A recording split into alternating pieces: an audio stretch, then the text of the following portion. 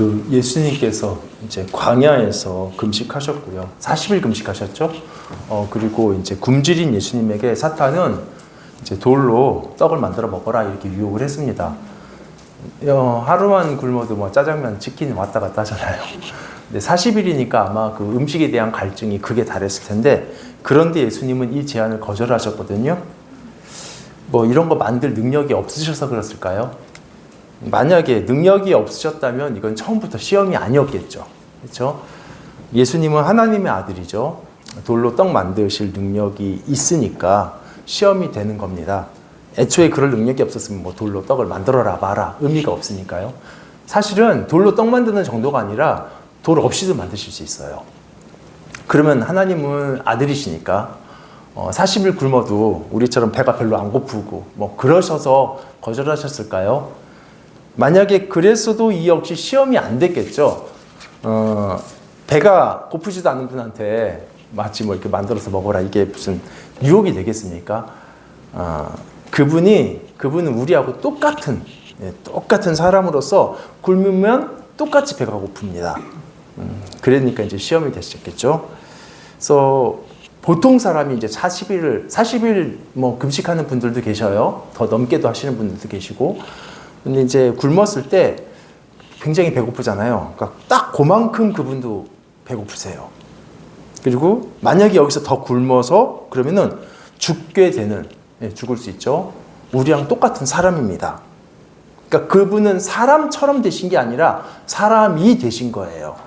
그래서 2절 끝에도 금식 후 예수께서 줄이셨다 이렇게 나옵니다. 그러니까 결국 돌로 떡을 만들어 먹어라 이 말은 이제 오직 예수님에게만 시험이 됩니다. 왜냐하면은 그분이 사람으로서 우리랑 똑같이 배고픔이 있기 때문에 음식이 절실하니까 시험이 되겠고, 또 동시에 그분은 하나님으로서 돌 가지고도 음식 만드실 수 있는 그런 능력이 있은 분이기 때문에 또 시험이 됩니다. 근데 이제 결과적으로 사탄의 유혹이 실패했죠. 근데 언뜻 보기에 사탄이 너무 어설프게 유혹을 한 것 같아요. 그래도 예수님 유혹하는 건데 이것들이 준비 전혀 안 하고 막 대충 한 것 같아요, 보니까. 돌로 음식을 만들어라 할 게 아니라 정말 산의 진미 직접 차려놓고 맛있게 드시라고 해야지 이게 더 강력한 유혹 아니에요? 40일 굶으셨으니까 이제 앞줄에는 좀 전복죽 같은 거 놓고, 그 다음에 막 김 모락모락 나는 갈비찜 이런 거 놓고 막 정말 맛있는 것들 차려놓고 이게 맛있게 드시라고 유혹해야지 이게 더 강력한 유혹일 텐데, 그냥 말로만 돌로 떡 만들어 먹어라. 너무 어설퍼요. 그런데 사실은 사탄은 바보가 아닙니다. 그리고 이게 어설프게 유혹한 것 아니에요. 우리가 보통 이거 음식을 만들어 놓고 유혹해야 뭐 제대로 된 거 아닌가 이런 생각을 하게 되지만, 마귀의 유혹의 핵심이 뭔지 몰라서 이제 그렇게 생각할 수 있어요. 예수께서 굶주리셨죠. 그리고 마귀가 떡을 만들라 하니까 이 시험이 음식을 먹느냐 마느냐 시험으로 이제 오해하게 되는데, 사실 먹고 안 먹고 여부는 오늘 유혹에서 핵심이 아닙니다. 만약에 금식 중간에 유혹이라면 이건 먹는 거 참아내야 되는 시험 맞겠죠. 금식 중에 금식 깨고 먹으면 안 되잖아요. 그런데 마귀의 제안은 금식 중이 아니라 금식 다 끝난 이후입니다. 우리 2절을 같이 읽어볼까요? 자, 시작. 40일이 금식하신 후에 줄이신지라. 금식 다 끝나서 식사하셔도 되고요. 뭐 전복죽이든 갈비찜이든 산해찜이든 뭘 드셔도 문제 없습니다. 그러니까 이제 음식을 먹느냐 마느냐는 핵심이 아니에요. 그리고 실제로도 얼마 후에 바로 식사하셔요. 그래서 돌로 떡을 만들어라 뭐 이 시험에서는 거절하셨지만 11절에서는 이제 마귀가 떠나가고 천사들이 나와서 수정 들었다. 이 이제 구절은 이제 보통 이 표현은 음식의 공개도 이제 포함된 거거든요. 그래서 음식 드시는 것 자체는 애초부터 문제가 아니었습니다. 그렇게 보면 예수님의 거절이 오히려 이제 이해가 안 되죠. 이상하잖아요. 아니, 하루도 아니고 40일이었어요. 그리고 광야는 음식을 전혀 구할 수 없는 흙과 모래와 돌밖에 없는 황량한 곳입니다. 뭐 어디 이제 그러면 이제 금식 끝났으니까 밥 먹으러 가야지 이게 안 돼요. 가다가 죽을 거라고요. 그러니까 지금 할 수 있는 방법은 능력이 있다면 돌로 떡 만들어 먹는 게 살 길이에요. 보통 사람들이야 그럴 능력 없을 뿐이지만 능력이 있으면 안 할 이유가 없죠. 그러니까 이게 사탄이 제안하기 전에 사실 예수님께서 그렇게 하셨어도 괜찮은 겁니다. 혹시 이게 사탄이 먹으라고 했기 때문에 거절하신 걸까요? 그렇게 해석하시는 분들도 계시거든요. 사탄이 돌을 떡으로 만들어 먹으라 했는데 예수님께서 그렇게 말대로 하면 사탄에게 복종하는 게 된다. 그러니까 사탄의 말이 옳든 틀리든 그게 중요한 게 아니라 마귀가 하라 했기 때문에 안 하신 거다. 물론 이제 마귀는요 항상 나쁜 것만 제안하니까 이 해석도 저는 일리 있다고 생각해요. 근데 단지 거절의 이유를 마귀가 말한 것이기 때문이라고만 말한다면 강교한 마귀는 오히려 반대로 말해서 우리 굉장히 곤란하게 만들 수 있을 것 같아요. 토요일 저녁에 찾아와서 내일 주일이니까 예배 잘 드려? 이러면 어떡하실 거예요? 마귀가 시킨 대로 막 예배 잘 드리면 이거 마귀 부하되는 건가요? 시험이니까 공부 열심히 해? 마귀가 했으니까 공부 안 할 거야. 점심 맛있게 먹어? 그러면 마귀가 말하는 거니까 맛없게 먹을 거야. 뭐 이렇게 돼야 돼요.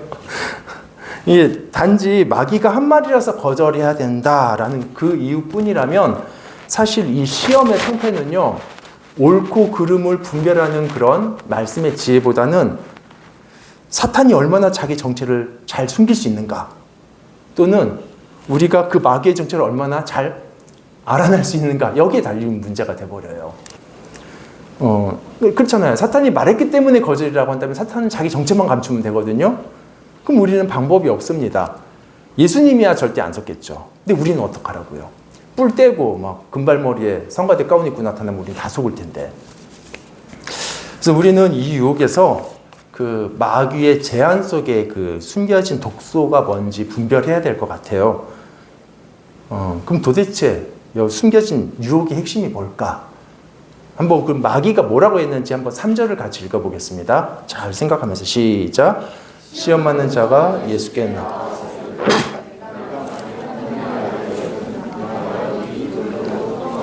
되게 하라. 이제 여기에 중요한 전제가 하나 들어있는데, 네가 만일 하나님의 아들이라면 이겁니다. 그러니까 만일 하나님의 아들이라면은 기적을 행해봐라 이 얘기잖아요. 이 말은 당신이 하나님의 아들인지 아닌지 한번 기적으로 증명해보자 그런 뜻 아닙니다. 여러분 그 신약 성경은 그리스어로 이제 기록된 거 아시죠? 원문이. 근데 만일 뭐뭐 한다면 이런 그 조건문 말할 때 그리스어 문법에는 이제 두 종류가 있어요. 두 개가 조금 다릅니다. 그러니까 쉽게 설명드려서 하나는 이런 거예요. 네가 이 시험에 합격한다면 내가 이 선물을 줄게. 이거 우리 이제 흔히 쓰는 조건문이잖아요. 그렇죠? 우리가 흔히 말하는 거. 뭐 시험에 합격할지 뭐 떨어질지 모르지만 어쨌든 그 만약에 이 시험에 합격한다면 이런 조건을 달고 선물을 주겠다는 겁니다. 근데 이제 조금 다른 이제 조건문도 있어요. 네가 그리스도인이라면 이웃을 사랑해야 된다. 이렇게 말할 때 이 말은 그리스도인이면 이웃 사랑하고 그리스도인 아니면 사랑하지 말라라는 각도로 말한 게 아니라 이미 그리스도인들에게 말하는 거예요. 그렇죠? 그래서 그리스도인이라면 당연히 이웃을 사랑해라 그 말을 하는 겁니다. 그러니까 다르게 말하자면 너희가 군인이라면 지금 용감히 싸워야지 라든지 네가 학생이라면 지금 공부 열심히 해야지 이런 식의 말이에요. 그러니까 좀 당위 같은 거죠. 그러니까 이거는 이미 군인인 사람, 이미 학생인 사람한테 하는 얘기죠. 그래서 그 처음에 말씀드렸던 이 시험에 합격하면 선물을 주겠다 이것과는 좀 의미의 색깔이 약간 달라요. 근데 사탄의 말, 이 3절은 그 두 번째 표현법에 해당합니다. 이제 문법적으로요. 그래서 하나님의 아들인지 아닌지를 기적으로 증명해보자라는 말이 아니라 하나님의 아들로 인정되고 그 전제에서 말하는 조건문이에요. 너는 하나님의 아들이다. 그러니까 당연히 신비한 능력을 사용해서 이런 거 채워야지. 이 말과 동의합니다. 더구나 예수께서 하나님의 아들이시다. 이거는 시험이 있기 바로 직전에 이미 확인된 상황입니다. 우리 3장 17절 바로 앞절이죠. 한번 읽어볼까요? 자, 시작. 하늘로부터 소리가 있어 말씀하시되 이는 내 사랑하는 아들이요 내 사랑하시니라. 그 방금 읽은 구절은 이제 3장의 맨 끝이죠. 이제 거기서 4장 1절에서 바로 이어서 그때예라고 하면서 광야 시험으로 이어지는 거예요. 그러니까 이 광야 시험은 바로 앞에 그 3장 조금 전에 읽은 17절의 말씀, 너는 내 사랑하는 아들이요 내 기뻐하는 자다라는 음성에서 이어진 사건입니다. 그러니까 마귀도 지금 이 시험을요, 예수께서 하나님의 아들이시다라는 이 선언에서 시작한 겁니다. 그래서 40일을 굶으신 예수님에게 당신 하나님의 아들이니까 그렇다면 당연히 지금 뭐 언제 가겠어요? 집에 거기 가게까지 광야에서 지금 당연히 돌로라도 떡을 만들어야죠. 이게 마귀의 주장이고 제안입니다. 이제 뭐 마귀의 제안이니까 볼 것도 없고 따질 것도 없고 당연히 틀린 말이겠지만, 그런데 아까도 말씀드렸듯이 상식적으로는 틀린 말은 아니에요. 40일의 금식이 끝난 시점이 다 끝났죠. 음식도 없는 광야에서 능력이 없는 것도 아니고 하나님의 아들이신데 음식 만들어 먹을 수 있잖아요. 이게 무슨 죄 짓는 거 아닙니다. 자, 근데 이 당연한 말처럼 보이는 마귀의 그 제안에 예수님은 뭐라고 말씀하셨을까요? 예수님의 대답이 중요하겠죠. 우리 4절을 같이 읽어봅시다. 자, 시작. 예수께서 대답하여 이르시되 하나님 입으로부터 나오는 모든 말씀으로 살 것이라 하시니, 사람이 떡으로만 살지 않고 하나님의 모든 말씀으로 산다. 이 말씀은요, 과거에 광야에서 40년간 하나님의 공급만 바라보면서 살았던 이스라엘에게 주셨던 말씀이에요. 결핍의 상황에서 하나님, 사람은 하나님만 의지해야 된다라는 그 의미로 그때 이제 주신 말씀이었거든요. 근데 예수님께서는 별도의 다른 대답 안 하셨어요. 그냥 그 구약의 말씀만 인용만 하셨습니다. 그 말씀의 배경은 사람이 어떤 내 손에 있는 자원으로 사는 게 아니라 만나 받고 사는 게 아니라 하나님을 의존해서 산다라는 그 배경이었거든요. 그래서 여기서 중요한 거는, 여러분 지금 예수님은 배고픔의 시험을 하나님의 아들로서보다는 사람으로서 이 문제를 다루셨다는 거예요. 마귀는 네가 하나님의 아들이라면 이라고 말하면서 예수님은 하나님의 아들의 위치에 놓고 시험을 하는데, 예수님은 사람이라고 하시면서 자신을 사람의 위치에 놓고 대답을 하세요. 그러니까 마귀는 예수님에 대해서 하나님의 아들이라면 어떻게 해야 된다라는 제안을 하는 거고, 예수님은 자신에 대해서 사람으로서 어떻게 해야 된다라고 대답을 하신 거예요. 이 차이가 오늘 유혹에서 좀 핵심입니다. 그러니까 차이 보이시죠? 굶주림 상황에서 마귀의 프레임과 예수님의 프레임이 달라요. 마귀는 하나님의 아들이니까 능력을 행하세요. 예수님은 사람은 하나님을 신뢰해야 된다, 이 얘기를 하는 거예요. 여러분, 예수님은 사실 하나님의 아들 맞아요. 그리고 사람인 것도 맞아요. 근데 왜 굳이 자신을 그 사람이라는 것에 모든 무게를 거기다 두실까요? 사실 사람이라는 것보다 하나님의 아들, 이 정체성이 더 영광스럽고 더 명예로운 거 아닌가요? 예수께서 스스로를 자기 자리매김하는 그 사람됨, 사람, 이게 왜 그렇게 중요할까요? 아니, 조금 더 근원적으로 본질적으로 질문을 하자면 예수님이 왜 꼭 그렇게 사람이 되셔야 됐을까요? 우리의 구원을 위해서라고 알고는 있지만, 아니 사람이 안 되시고 그냥 하나님으로서는 구원 못 하시나요? 괜히 연약한 인간이 돼서 구원하는 것보다 모든 능력을 가지신 하나님으로서 구원하는 게 더 효과적일 것 같은데, 사실 이 부분은 작년 성탄절 때 짧게 설교를 했던 것 같아요. 근데 이제 혹시 듣지 못한 분도 계시겠고 우리가 또 다 기억하는 것도 아니겠고 하니까 다시 한 번만 설명드릴게요. 이야기로 설명을 드리자면, 뭐 어떤 이제 가난한 여인이 있다 칩시다. 근데 이제 가난한 이유가 있어요. 낭비벽이 굉장히 심하고 게으르고 경제관념도 없고 성실하지가 않아요. 그래서 이제 사채빚을 너무 많이 써가지고 파산 상태예요. 근데 뭐 가족들도 생활이 비슷합니다. 그래서 뭐 경제 상황도 비슷하고, 그러니까 도움 못 받아요. 그러니까 회생의 희망 자체가 없어요. 근데 이 여인이 사는 동네에는 좀 몇몇 큰 부자들이 이제 살아요.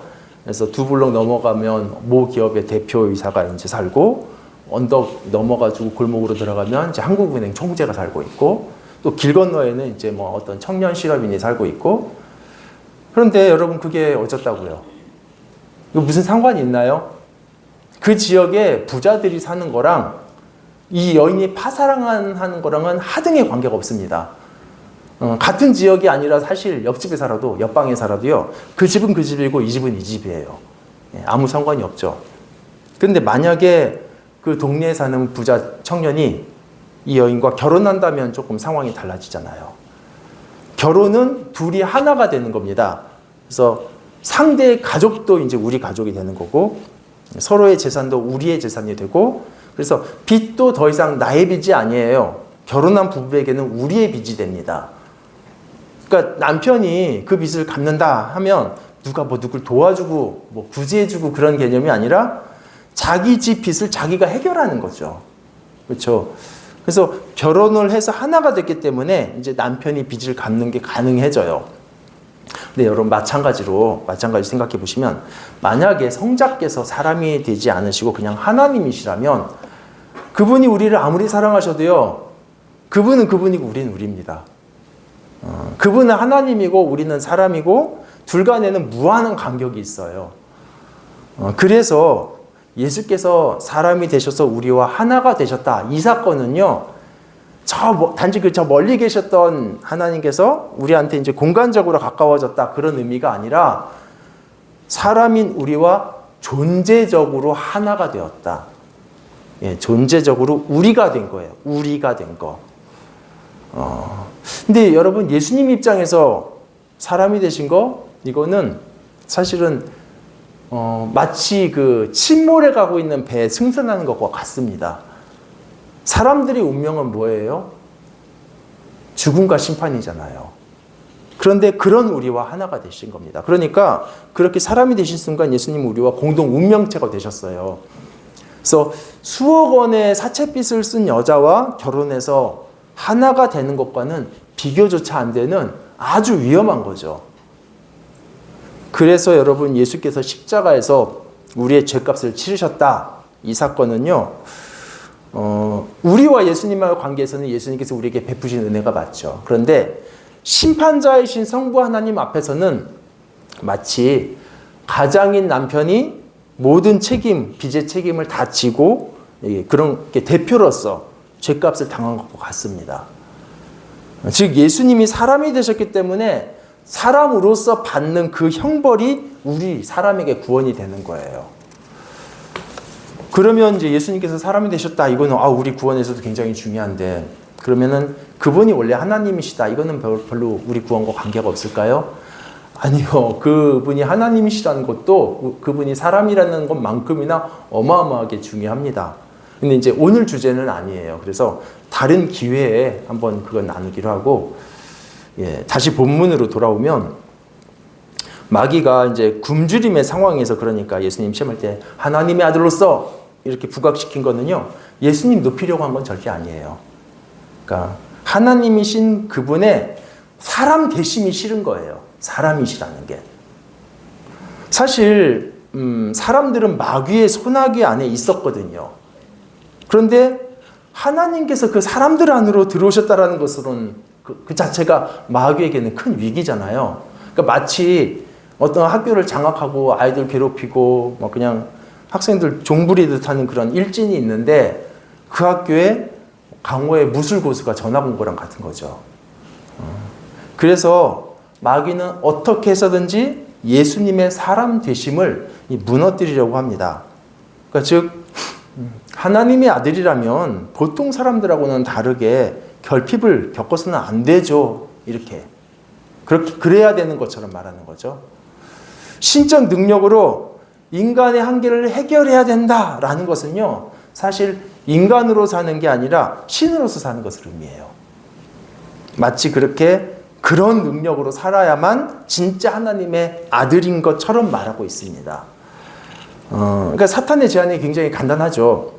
배고픈 상황에서 하나님의 아들답게 신답게 당신의 능력이 있잖아요. 능력으로 이거 스스로 해결해라 말하지만, 그 짧은 말 안에 확장된 의미는 뭐냐면, 마귀가 노리는 것은 뭐냐면 그냥 하나님이시기만 하라는 거예요.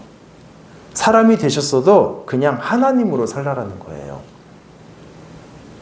만약 여기서 예수님께서 마귀 말대로 사람의 그 배고픔을 신적 능력으로 해결해 버리신다면 그러면요 사람으로서의 피곤함이나 그리고 뭐 어디 찔렸을 때의 통증 어떤 여러 한계들을 신적 능력으로 면제하는 거 이거 역시 아무 문제가 되지 않는 거가 되죠. 심지어 배고플 때 그냥 뭐 이렇게 기적의 떡을 만드는 정도가 아니라 아예 배고픔을 느끼는 생물학적 한계도 그냥 면제해 버리면 그 뭐 어떤 문제가 되겠어요. 그렇게 할 전능한 힘이 있는데 이런 상황이라면 사람이 되셔서도 그냥 하나님으로 사는 것입니다. 매번 이렇게 하시느냐, 뭐 한 번만 이렇게 하시느냐 횟수의 문제는 중요하지 않죠. 한 번만 이렇게 하신다 해도 완전한 사람, 정상적인 사람을 포기하는 겁니다. 뭐 심지어 여러분 더 확장하면 하나님의 아들이니까 죽어서도 안 되겠죠. 아니 죽는 거는 인간들이나 죽는 것이지 어떻게 하나님의 아들이 죽어요? 오히려 영광을 누려야죠. 제가 지금 지나치게 확대하는 게 아니라 실제로 사탄은 하나님의 아들이 왜 죽냐고 그러지 말라는 유혹도 했어요. 사탄은 사람 되신 예수님께서 사람이 아닌 하나님으로만 살기를 원했습니다.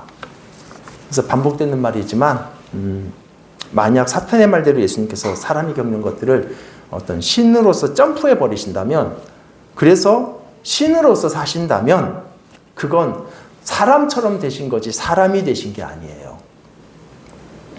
뭐 예를 들어서 뭐 다 이해하시겠지만 어떤 국왕이 있다 칩시다. 이제 국왕이 좀 어려요. 이제 대부분의 왕족들은 뭐 이제 학교 교육 안 받잖아요. 사교육 받잖아요.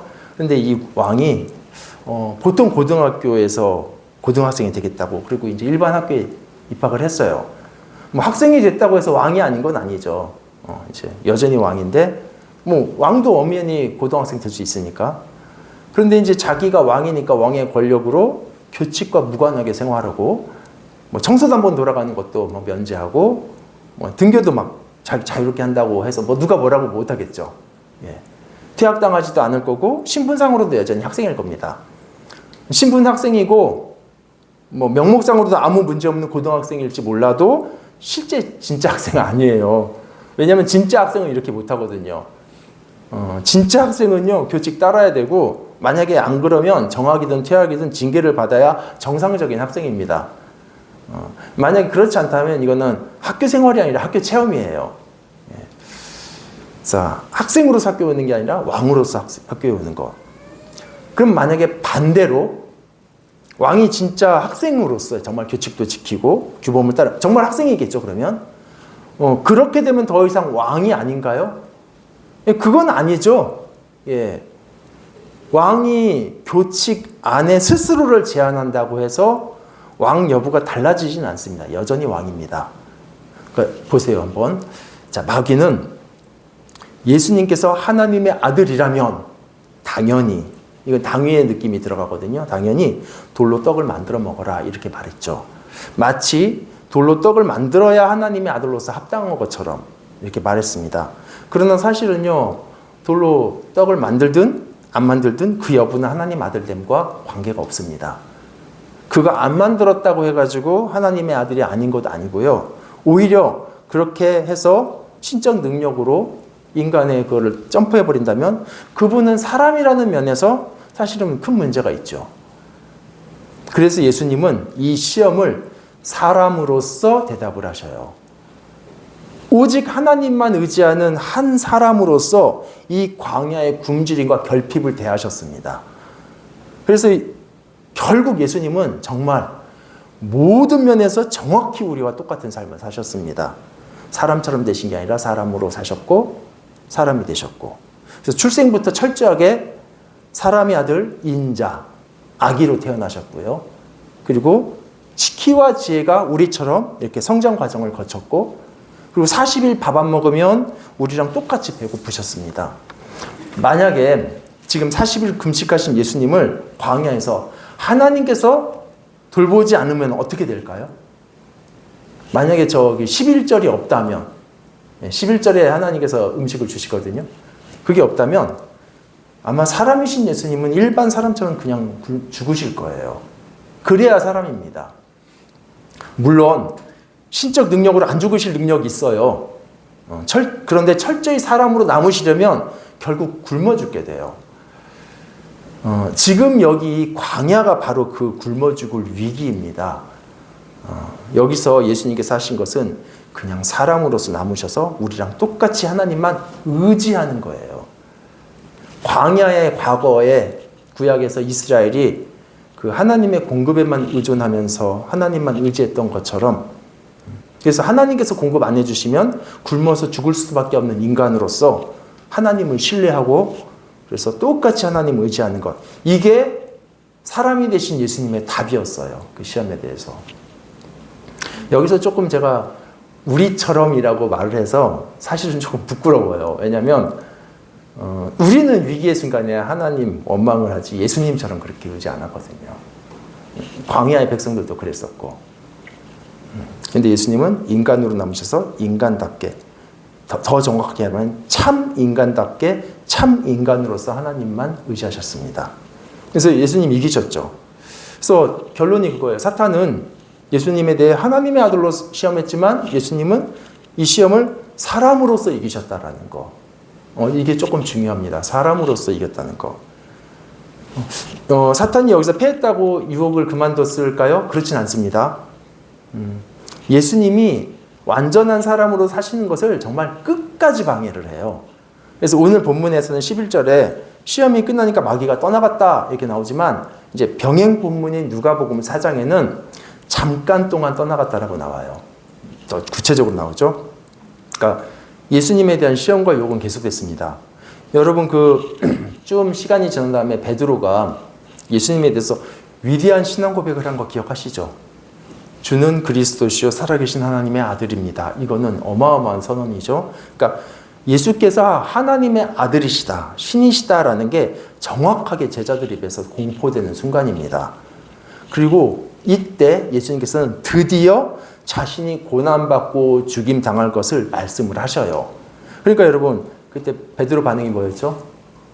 항변하잖아요. 아니 하나님의 아들인데 비참하게 죽는 게 말이 되냐고요. 왕좌에 앉아서 영광을 받으셔야지 십자가에 달리는 게 무슨 말씀이냐면서 항변을 했습니다. 그러니까 지금 여기 광야에서의 시험과 똑같은 맥락이에요.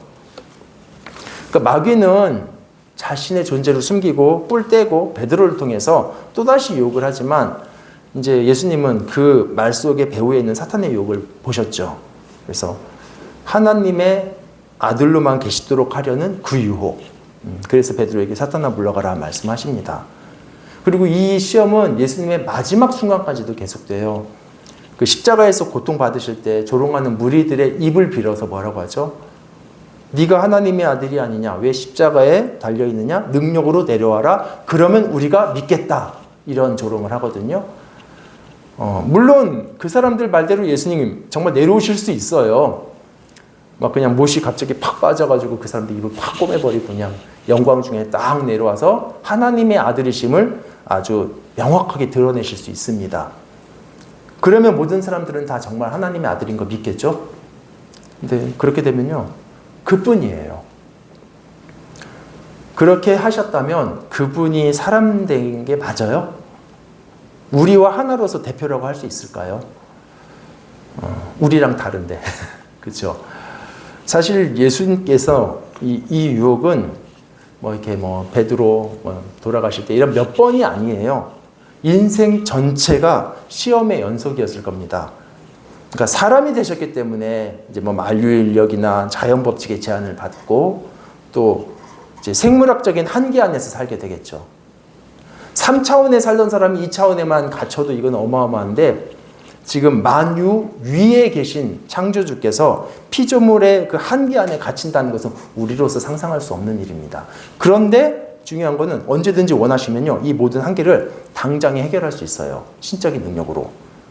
그래서 모든 순간순간이 사람으로서 살아가는 삶 전체가 예수님께는 시험이 될 수밖에 없어요.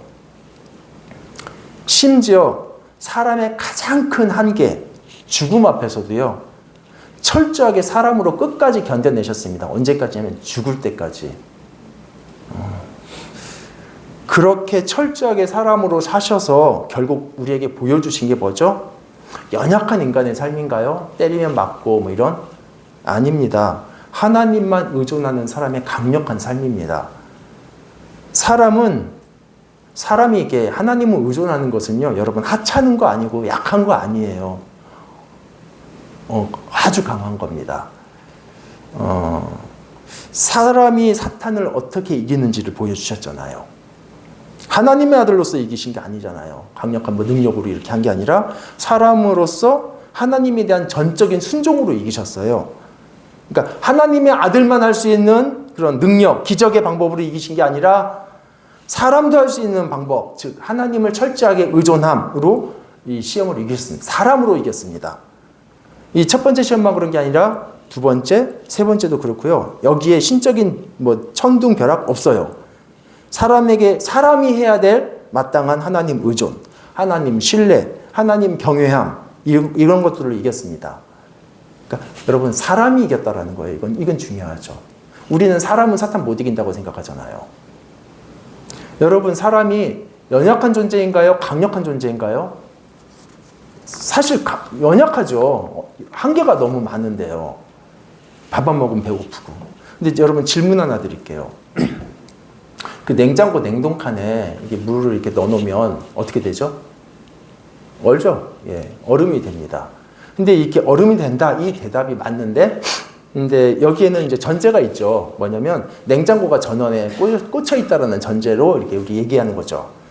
그렇죠? 우리가 사실 냉장고 말할 때는 당연히 전원이 꽂혀 있는 상태로서의 냉장고를 말하는 게 합당한 거죠. 이게 무슨 관상용도 아니고 냉장고가. 이거를 무슨 전원에 연결하지 않는 냉장고는 무의미하잖아요. 어쨌든 전원에 연결된 냉장고는 물을 얼음으로 만들 수 있지만 전원 없이 그 냉장고 자체에서 그런 능력이 나오는 건 아닙니다. 그러면 이제 사람에 대해서 한번 생각해 볼까요? 우리가 사람 이렇게 부를 때요. 그러면 어떤 게 떠오르세요? 사실 사람은요, 하나님과 연결된 상태로 존재합니다. 존재 자체가 그래요. 그래서 사람은 하나님의 형상이고 하나님의 대리자이고 그런 존재이기 때문에 하나님 떼어놓고 하나님 별개로 말할 수 있는 존재가 아니에요. 그래서 냉장고 말할 때 무의식적으로 우리는 전원에 꽂혀있는 그 냉장고를 생각하듯이 사실은 사람 그렇게 말하면 당연히 하나님과 연결된 존재로서의 사람이어야 돼요. 그리고 이렇게 하나님과 연결되어 있는 하나님께 의존하고 하나님이 전제된 인간은 절대 약하지 않습니다. 물론 사람 자체는 연약해요. 그런데 그를 통해서 하나님의 능력이 나타나는 존재라니까요. 그러니까 사람은 빛나는 존재가 아니지만 그를 통해 하나님의 빛이 반사돼서 드러난다니까요. 그런 면에서 사람은 약하지만 아주 강한 하나님이 강하시니까 하나님의 능력의 통로입니다. 그런데 만약에 사람이 하나님과 무관한 채로 있다면 스펙을 쌓든 능력을 쌓든 기술을 쌓든 힘을 쌓아도 그냥 덩그러니 방치된 냉장고랑 같은 거죠. 그러니까 여러분 예수님께서 사람으로서 사탄을 이기셨다 이거를 이상하게 여길 필요가 없어요. 그냥 사람으로서 이긴 게 아니잖아요. 본문에서 보신 것처럼 하나님만을 전적으로 의지하고 죽기까지 순종하는 사람으로서 이기신 거니까요. 단지 마태복음 4장의 시험만 이렇게 하신 게 아니라 지옥의 권세를 박살내는 그 승리의 십자가도 끝까지 하나님을 신뢰하는 순종하는 완전한 순종하는 사람으로서 승리하셨습니다. 아까도 말씀드렸잖아요. 기어로 같은 어떤 신적 능력과 천둥벼락으로 지옥의 권세를 박살낸 게 아니라 때리면 맞아서 피멍드는, 그리고 찔리면 통증에 괴로워하는, 죽이면 죽게 되는 사람이지만 죽음의 순간까지 철저히 하나님을 바라보고 순종하신 그 죽음으로 지옥의 권세를 박살냈습니다. 그리고 하나님의 아들이신 께서 이제 사람으로서 사탄을 이겼기, 만약에 하나님의 아들로서 이겼다면은 사실 그냥 우리는 그렇구나 이렇게 생각했는데, 사람으로서 이겼다는 사실은 이 승리가 사람이 우리의 승리이기도 돼요. 그래서 십자가는요, 하나님과 사탄의 전쟁이기도 한데 우리와 사탄과의 전쟁도 됩니다. 근데 사람의 대표가 딱 나가가지고 사람으로서 이겼기 때문에 이 승리가 우리의 승리가 되는 거예요. 아까 말씀드렸던 그 재벌총각과 결혼한 아가씨, 그 후반부 이야기를 좀 마저 말씀드리면, 희망이 없던 아가씨였죠. 근데 이제 재벌총각이 결혼을 해서 이제 드디어 희망이 생겼는데, 그러니까 이제 우리는 그렇게 생각했죠. 이 남편이 재벌이잖아요. 그러니까 흔히 보통의 서민으로서는 불가능한 엄청난 경제력으로 그 빚을 해결해 줄 것을 이제 기대하잖아요. 그런데 만약에 이 남편이 그 모든 빚을 열심히 일하고 뭐 알바도 두 탕 더 뛰고 뭐 성실하게 저축하고 그래서 그 모든 빚을 다 갚았다. 그러면 좀 반전이죠. 근데 예수님의 구원이 이런 식인 거예요. 여기서 이제 오해하지 말아야 될 거는 만약에 열심히 일해서 서민도 할 수 있는 방법으로 갚았다면 그러면 그 아가씨도 혼자 힘으로 할 수 있지 않았을까? 근데 논리적으로는 맞지만 이게 정확하게는 불가능한데요. 처음에 말씀드린 대로 게으르고 경제관념이 없고 낭비벽이 심하고 보통의 성실함이 없는 아가씨입니다. 그리고 이 아가씨의 상태가 바로 타락한 우리 인간들의 상태이기도 해요. 그래서 예수님께서 사람으로서 우리를 구원하셨으니까 우리도 그러면 우리 사람이잖아요. 그러니까 우리가 우리 스스로 구원할 수 있지 않나? 이런 생각이 잘못된 것은 우리는 하나님께서 기대하신 그 원래의 사람의 모습이 아니고 예수님처럼 하나님께 절대 순종하지도 않아요. 그래서 원래 사람이라고 했을 때 그 닫고 쳐 있는 냉장고처럼 하나님과 전제된 사람처럼 그런데 우리가 그렇지가 않아요. 그래서 우리는 안 되죠. 모든 인류는 타락했습니다. 그래서 어느 누구도 하나님의 이런 법 앞에 온전히 순종하지 못합니다.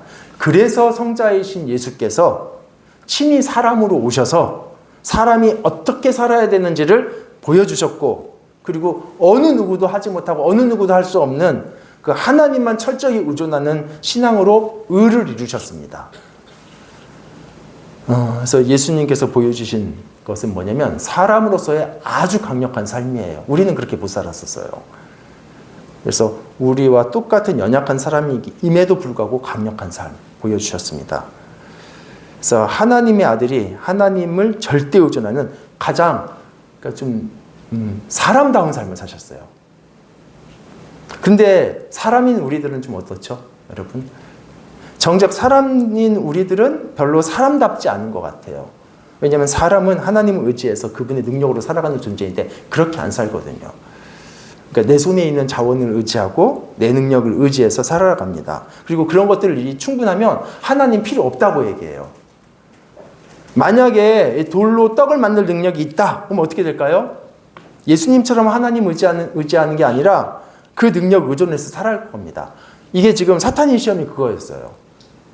최근에 과학기술, 의료기술, 식량, 이런 모든 방면에서 여러 결핍들이 개선되고 있잖아요. 그러니까 벌써부터 대놓고 이제 하나님 배제하는 시대가 되는 것 같아요. 사실 그것조차도 하나님께서 주신 것인데, 이렇게 자신의 능력과 자신의 자원을 의지하는 사람들, 이 사람들이 꿈꾸는 가장 그 능력의 업그레이드, 최종 끝판, 만렙, 이게 어딜까요? 가능만 하다면 신의 능력에 도달하는 거 아닐까요? 신이 되는 거. 그렇죠? 가능만 하다면. 그렇게 하고 싶은 게 사람들의 마음입니다. 참 아이러니죠. 성자께서는 하나님이신데 사람이 되셔서 참 사람답게 사시는데 정작 사람들인 우리들은 신이 되려고만 해요. 사람인 우리가 사람답지 못하고 오히려 가짜 신처럼 되려고 하고 있을 때 하나님의 아들께서 사람이 되셔서 진짜 사람다운 삶을 보여주셨습니다. 이제 말씀을 마치겠습니다. 하나님의 아들께서 이 땅에 완전한 사람으로 오셨고 우리보다 더 완전한 사람으로 오셨어요. 그래서 하나님만을 의존하는 참 사람으로서의 참된 삶을 사셨습니다. 끝까지. 그래서 이기셨어요. 그리고 그분과 이제 우리가 하나잖아요. 그래서 우리도 승리자입니다. 그러니까 이제 우리도 우리의 주님처럼 영광스럽게 사람답게 살아가야 됩니다. 그 아가씨가 이제 결혼했으니까 남편처럼 살아가야 되는 것처럼. 그래서 우리의 삶에서 우리가 자주 넘어지는 이유는 우리가 이렇게 사람이라서 약해서가 아니라 진정한 사람답지 않기 때문에 그렇습니다. 사람이면서도 가짜 신처럼 살기 때문에 그렇습니다. 그래서 우리 하나님을 의존하는 삶, 이거는요, 여러분, 하나님의 우리가 형상으로서 가장 영광스러운 것이고, 가장 신성한 것이고, 가장 강하고, 가장 사람다운 삶입니다. 우리 같이 기도할까요?